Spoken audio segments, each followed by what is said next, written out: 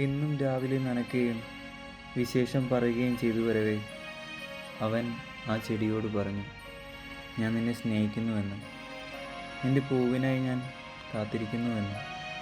നിഷ്കളങ്കമായ അവൾ അവൻ്റെ വാക്കുകൾ വിശ്വസിച്ച് അവനായി ഒരു പൂ വിരിയിച്ചു നൽകി. ഒരിക്കലും നഷ്ടപ്പെടുത്തരുതെന്ന് കരുതിയ പൂവിനെ അവൻ തൻ്റെ കൈക്കുമ്പിളിൽ കൊണ്ടു നടന്നു. താൻ സ്നേഹിക്കുന്ന പൂവിൻ്റെ ഇതളുകൾ വാടുന്നതറിയാതെ കൊണ്ടു നടന്ന അവൻ കയ്യിലിരുന്ന തൻ്റെ പൂവ് ശ്വാസം മുട്ടുന്ന കാര്യവും അറിയാതെ പോയി. ജീവൻ അറ്റുപോകുന്ന നിമിഷത്തിൽ പൂവ് അവനോട് പറഞ്ഞു, നിന്റെ സ്നേഹം തൻ്റെ ജീവൻ അപഹരിക്കുമെന്ന്. ഇത് കേട്ട അവൻ നിറക്കണ്ണുകളോടെ തൻ്റെ പൂവിനെ നോക്കി.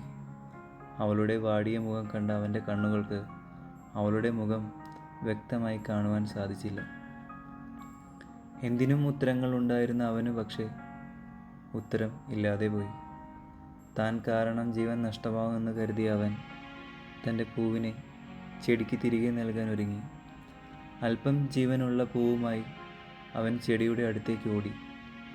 തൻ്റെ പൂവിനെ സമ്മാനിച്ച അമ്മ ചെടി അവൻ്റെ കയ്യിലെ ജീവൻ വെടിയാറായ മകളെ നോക്കി പൊട്ടിക്കരഞ്ഞു. തൻ്റെ മകളെ നഷ്ടമായ അമ്മയുടെ ശാപം തലയിലേറ്റി വാങ്ങി ഉത്തരങ്ങൾ കിട്ടാതെ സ്വയം കുറ്റപ്പെടുത്തി അവൻ തൻ്റെ പൂന്തോട്ടം വെടിഞ്ഞു.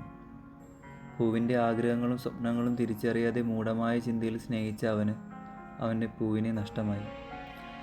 നഷ്ടപ്പെടുമോ എന്ന പേടിയിൽ കൈക്കുള്ളിൽ കൊണ്ടു നടന്ന സ്നേഹം തുറന്നു കാണിക്കുവാനും പ്രകടിപ്പിക്കുവാനും ഉള്ളതാണെന്ന് പഠിപ്പിച്ച നിമിഷത്തിൽ പൊക്കോട്ടെ എന്ന അവളുടെ ചോദ്യത്തിന് അവൻ്റെ മനസ്സിലെ വേണ്ട എന്ന ഉത്തരം അവൻ മറച്ചു പിടിച്ചു. ഇന്നെൻ്റെ മുഖം കണ്ട സുഹൃത്ത് തൻ്റെ തമാശകൾ മൗനത്തിൽ വെടിഞ്ഞ് എന്തോ ഒന്ന് ചോദിക്കാൻ വിതുമ്പി. ആ ചോദ്യത്തിന് പതിവ് മറുപടി പറയേണ്ടി വരുമെന്ന് പേടിച്ച ഞാൻ എൻ്റെ കാവ്യമായ മുഖഭാവത്താൽ അവൻ്റെ ചോദ്യത്തെ നിസ്തലമാക്കി.